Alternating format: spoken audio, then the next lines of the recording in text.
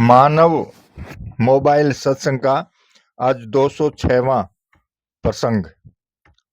आज का प्रसंग है संत महिमा। संतों की महिमा। शास्त्रों में संतों की बहुत महिमा मिलती है। खुद श्री भगवान ने भी अपने भक्तों की महिमा गाई है। संत या भक्त किसी वेशभूषा का नाम नहीं है, प्रत्युत भीतर के भाव का नाम है। इस प्रकार का भाव रखने वाले ब्राह्मण, क्षत्रिय, वैश्य, शूद्र, अंत्यज, माता, बहन कोई भी हो सकते हैं। संत कहते ही हमारा दृष्टि साधु आश्रम पर जाती है, क्योंकि साधु आश्रम में बड़े बड़े तत्वज्ञ संत महापुरुष एवं ज्ञानी हुए हैं, भगवत प्रेमी हुए हैं, परंतु गृहस्थों में भी कम नहीं हुए हैं।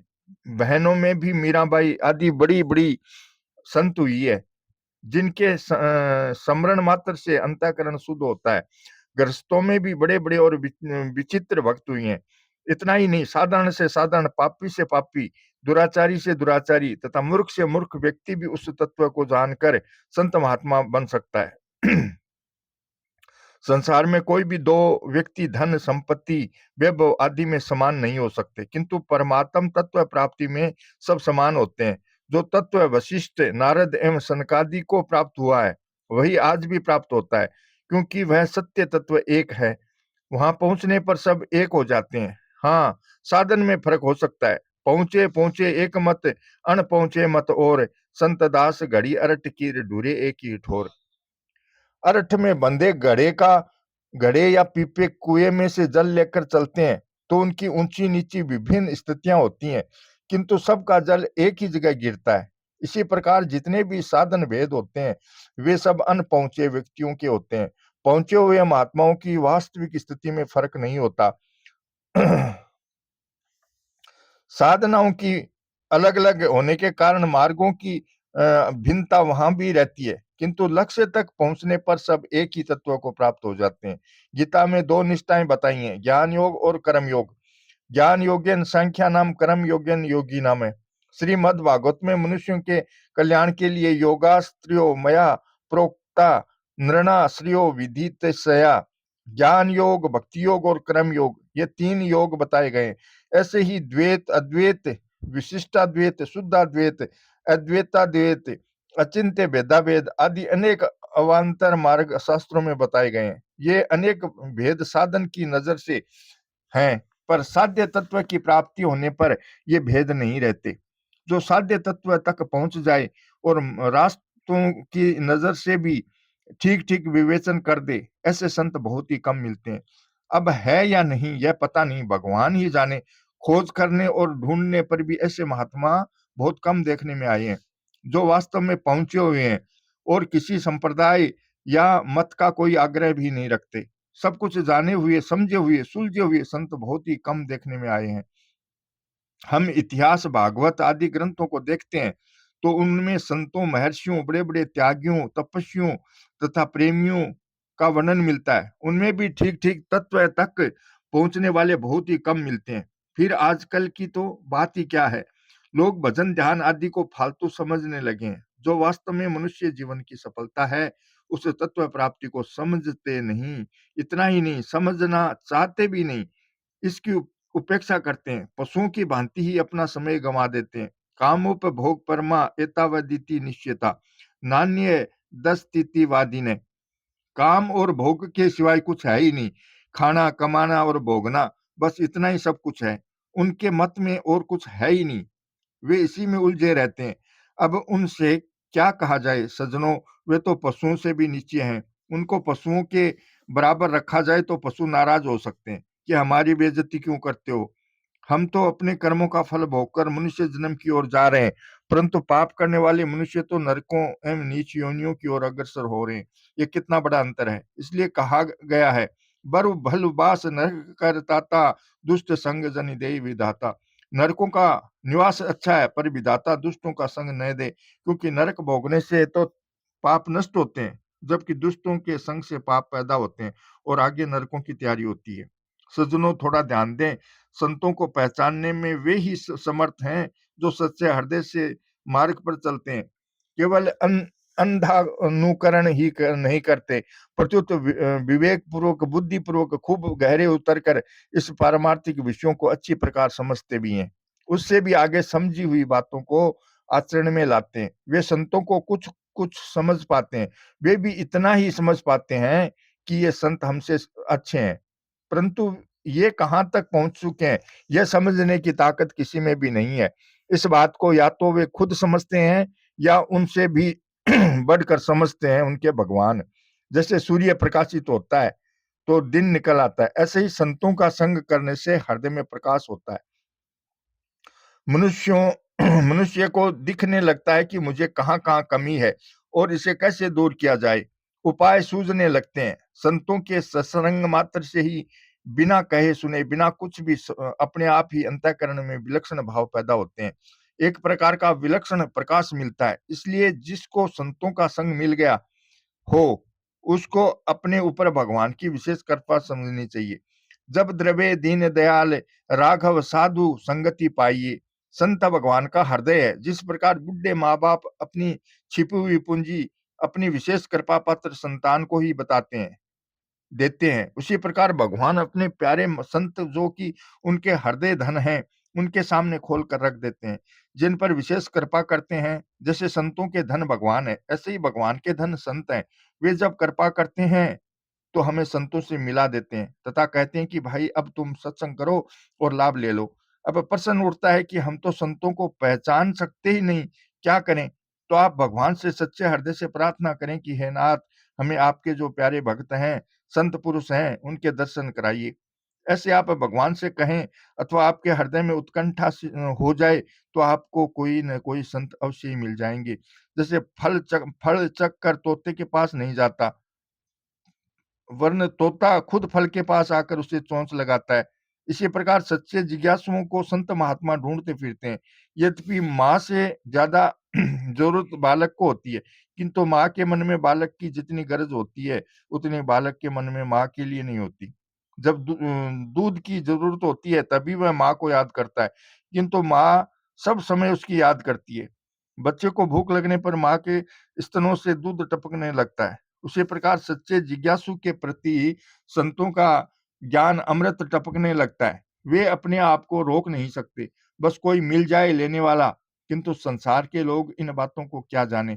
रात दिन हाय रुपया, भोग संग्रह, सुख आराम, क्लब, नाटक, सिनेमा, तड़क भड़क में लिप्त मनुष्य क्या समझे इस तत्व को। इसलिए संत उनसे छिपे रहते हैं।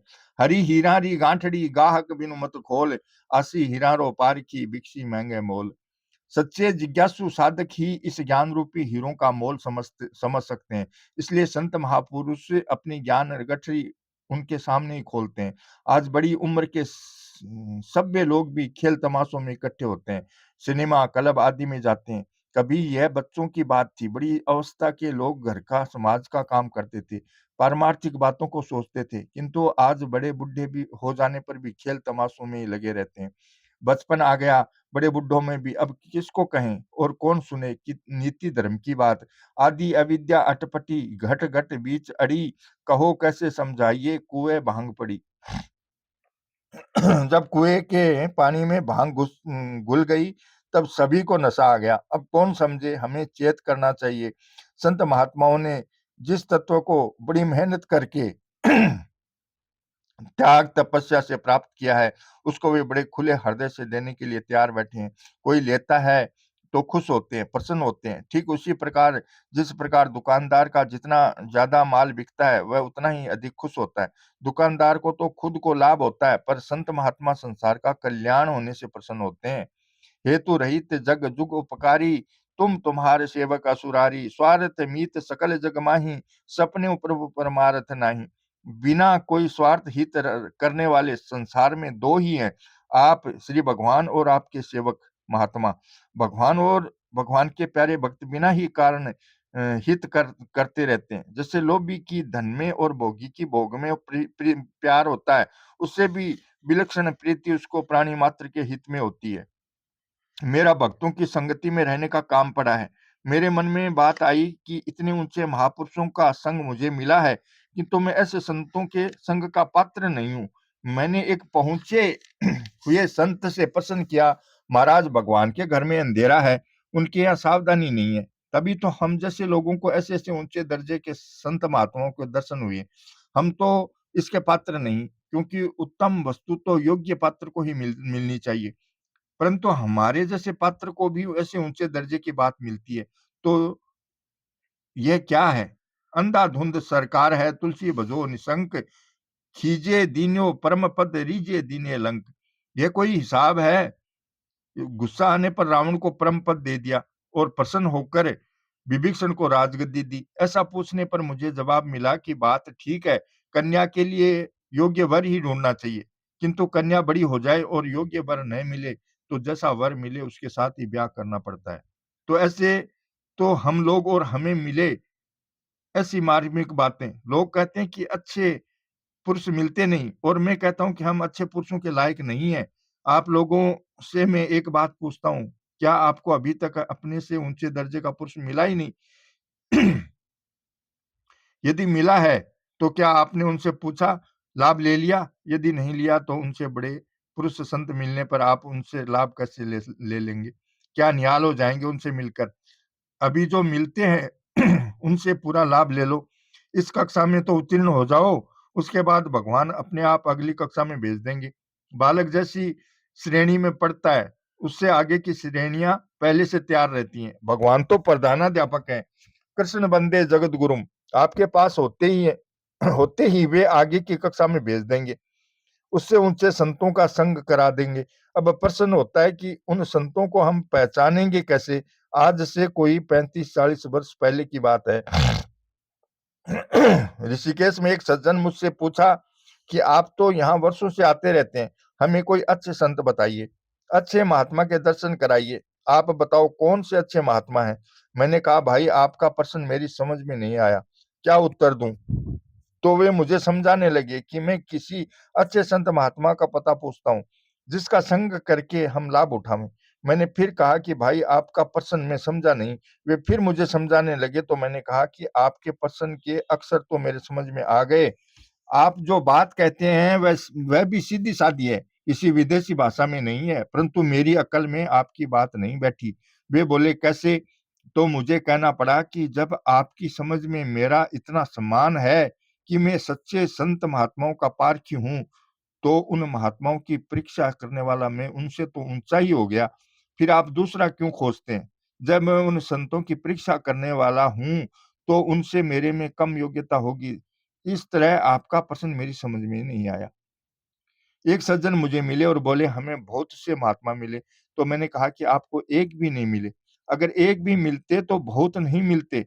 वास्तव में एक भी संत मिलते तो आप वहीं अटक जाते। आप अब भटकते हैं तो आपको एक भी नहीं मिले। अगर मिल जाते तो दूसरी जगह जाते जाते ही नहीं। किस लिए जाते बताओ? उन महात्मा में कमी देखी तभी तो दूसरे के पास जाते हैं। वहां आपकी पूर्ति नहीं होती, इसलिए दूसरी जगह है भटकते हैं, दूसरों की गरज करते हैं। किसी ने कहा है, हरि दुर्लभ नहीं जगत में हरिजन दुर्लभ होए, हरि हेरिया सब जग मिले, हरिजन कहीं एक होए। संत महात्मा और उनको पहचानने वाले बहुत ही दुर्लभ हैं। आज तो दंभ, पाखंड और बनावटीपन इतना हो गया कि असली संत महात्मा को पहचानना अत्यंत ही कठिन कार्य हो गया है। पर सच्चे जिज्ञासु को पता लगता है, भगवान कृपा करते हैं, तभी उसको पहचाना जा सकता है। अब उनकी पहचान क्या हो? भाई हम उनको पहचान नहीं करते, हम तो अपनी पहचान कर सकते हैं।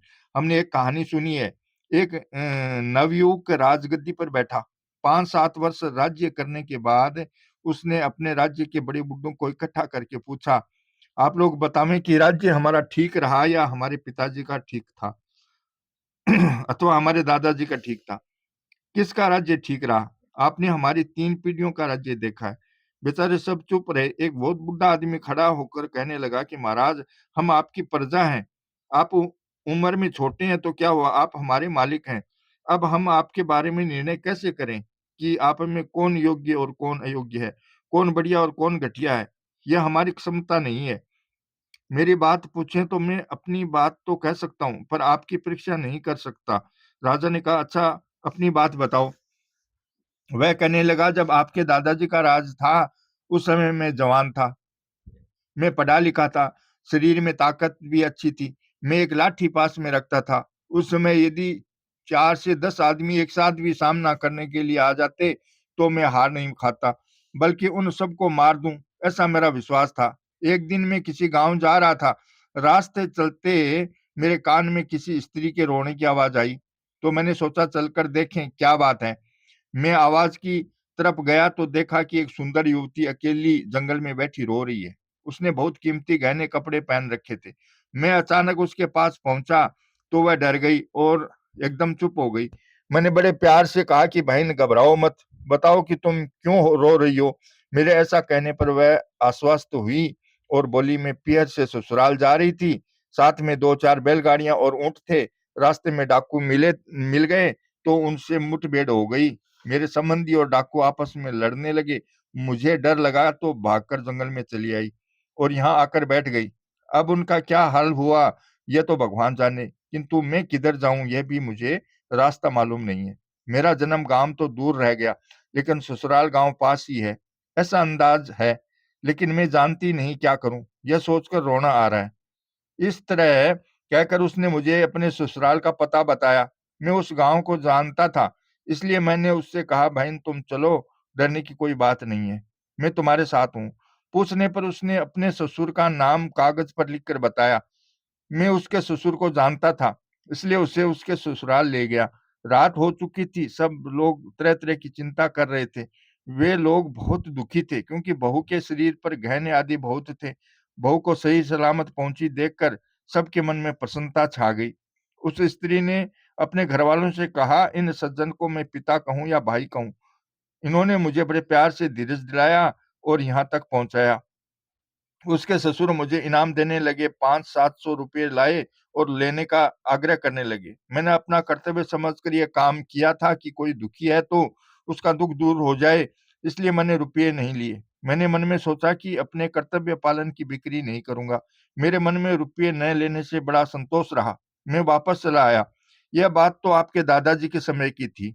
इसके बाद आपके पिताजी का राज आया। उसके राज्यकाल के 5-7 वर्ष बीतने पर एक बार मेरे व्यापार में बड़ा घाटा लगा।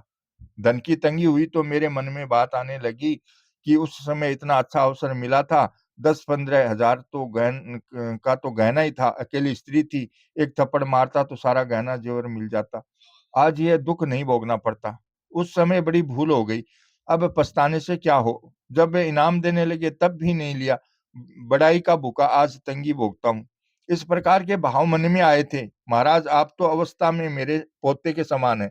आपके सामने कहने में लज्जा आती है। अब तो मन में ऐसे भाव आ रहे हैं कि उस समय उस स्त्री को समझा बुझा कर या धमकाकर अपनी स्त्री बना लेता तो आज वह मेरी सेवा करती और धन भी मिल जाता। परंतु अब तो बात हाथ से निकल गई। पछताने से क्या लाभ। इस तरह महाराज, हम तो अपने मन के विचार बता सकते हैं।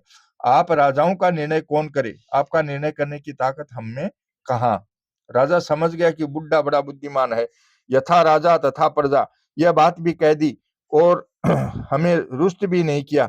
इस तरह संतों की पहचान हम नहीं कर सकते कि ये कहाँ तक पहुंचे हुए हैं, किंतु उनके पास जाने से हमारे मन में मच रही हलचल शांत होती हो, बिना पूछे शंकाओं का समाधान होता हो, मन में संतोष होता हो, अपने में देवी संपदा के गुण आते हों, यानी दया, क्षमा, उदारता, त्याग, संतोष, नीति, धर्म आदि की वृद्धि होती हो, दुर्गुण दुराचार दिखने लगे और घटने लगे। जिन महापुरुषों के संग अथवा दर्शनों से ऐसी विलक्षणताएं आती हों तो हम अंदाजा लगा सकते हैं, परंतु संतों की पहचान हम क्या कहें। हमको क्या पता कि वे कैसे हैं। इसके अलावा हम गरीब हों अथवा धनी हों, जिनके मन में हमारी कोई गरज नहीं दिखती, हम धनी हैं तो ज्यादा कुछ ज्यादा आदर करें और गरीब हैं तो निरादर करें। हमसे वे कुछ स्वार्थ सिद्ध करना चाहें, ऐसा हमें कभी लगता ही नहीं। कभी भी हम उनसे ज्ञान योग, भक्ति योग, कर्म योग आदि की बातें पूछते हैं तो वे उनसे भी आगे की बातें हम बता देते हैं। हमारी नजर में सगुण निर्गुण, साकार निराकार के तत्व को जानने वाला उनसे बढ़कर कोई दिखता नहीं। ऐसे महापुरुष का संग मिल जाए तो अपना दिल खोल कर रखने से बड़ा लाभ होता है। सरल सुभावन मन कुटिलाई।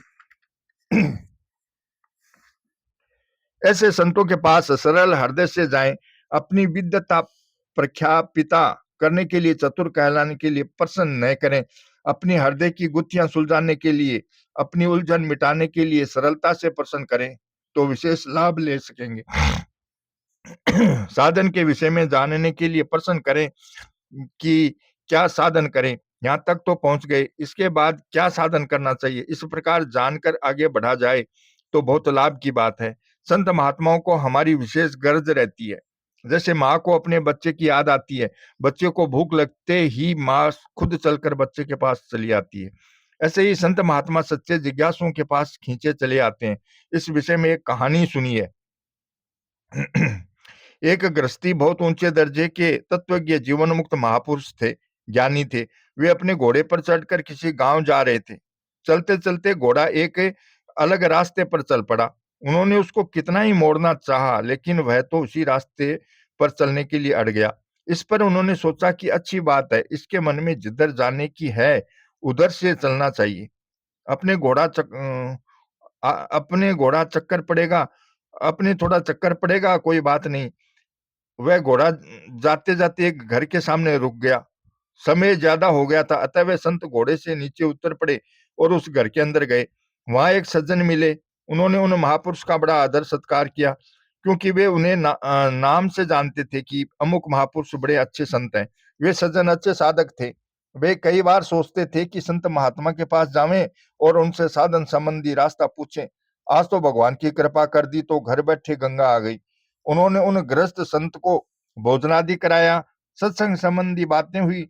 जो बातें उन सज्जन ने पूछी, उनका अच्छी प्रकार समाधान उन संत ने किया। वे संत जाते जाते बोले कि भाई, जब भी कोई शंका हो तो यह मेरा पता है, आ जाना या मुझे समाचार कर देना, मैं आ जाऊंगा।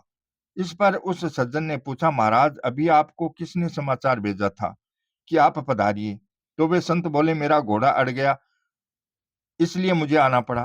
तो उन सज्जन ने कहा, अब की बार फिर आपका घोड़ा अड़ जाए तब फिर आ जाना। मतलब है कि जब साधक की सच्ची जिज्ञासा होती है तो संतों का घोड़ा अड़ जाता है। संतों की बात क्या, खुद भगवान के कानों में भी सच्ची पुकार तुरंत पहुंच जाती है और वे किसी संत के साथ हमारी भेंट करा देते हैं। सच्चे हृदय की प्रार्थना जो भक्त सच्चा गाय है, तो भक्त वत्सल कान में वह पहुंच झट ही जाए है। जैसे टेलीफोन एक्सचेंज हमारी लाइन हमारे इच्छित आदमी से मिला देता है, उसी प्रकार भगवान हमारी लाइन संतों से मिला देते हैं। पर हमारी लगन सच्ची होनी चाहिए। हमारी सच्ची लगन हो तो भगवान में शक्ति नहीं है कि वे हमारी लगन को ठुकरा दें। है किस लिए भगवान? छोटा बालक है और माँ उसका पालन नहीं करे तो माँ है किस लिए? बालक के लिए ही तो माँ है। इसी प्रकार यदि संत महात्मा साधकों को कुछ बात नहीं बताएंगे तो वे जीते क्यों हैं? उनका क्या उपयोग है? सज्जनों, जब वे अपना कार्य पूरा कर चुके तो वे हमारे लिए ही हैं। उनसे पूछकर हम अपना कल्याण कर लें। इसलिए हमें सच्ची जिज्ञासा बढ़ानी चाहिए। संत महात्माओं की परीक्षा करने की जरूरत नहीं है। हम सच्चे हृदय से परमार्थ मार्ग में चलेंगे तो हमारा काम हो ही जाएगा, इसमें संदेह नहीं है। श्री कृष्ण गोविंद हरे मुरारे, हे नाथ नारायण वासुदेवा। जय श्री कृष्ण।